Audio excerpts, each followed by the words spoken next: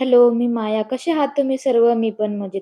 बंगलोरला आल्यापासून माझ्या ज्वारीच्या भाकरीची तर वाट लागली. हे बघा कशी भाकर तुटती. आजच्या जेवणासाठी मी बनवला होता ठेचा, टोमॅटोची चटणी आणि शेपू आणि मुगाची डाळ. खूपच छान जे आहे ते माझा स्वयंपाक झाला होता, पण भाकरीमुळे मला खूपच माझा मूड ऑफ झाला होता. मग काय संध्याकाळी दोघं नवरा-बायकोने मिळून जे आहे ते स्वयंपाक केला. मी बनवला होता साबुदाणा वडा आणि यांनी बनवली होती सोयाबीनची खिचडी. एवढी छान होती ना, खूपच टेस्टी जे आहे ते झाली होती.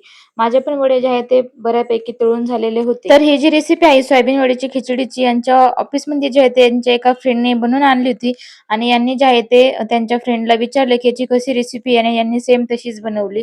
खरंच खूप छान झाली होती. मला पण आवडली. मग काय दोघांनी मस्त स्वयंपाक करता वेळेस एन्जॉय केला, छान गप्पा मारल्या आणि मग काय लगेच जेवायला बसलो. माझे थोडेसे वडे वगैरे जे आहे ते तळून घेतले आणि मला खूपच भीती वाटत होती कारण की 7-8 दिवसापासून मला सारखे चटके लागतात हाताला. माझे सगळे वडे जे आहे ते तळून झाले होते आणि त्यांना जे आहे ते मी टिश्यू पेपरमध्ये काढून घेतले होते. दोघांनी पण एकमेकांच्या डिशेसची खूप तारीफ केली आणि खूप छान वाटलं. आजच्यासाठी एवढंच. भेटूया उद्याच्या व्लॉगमध्ये. Bye bye.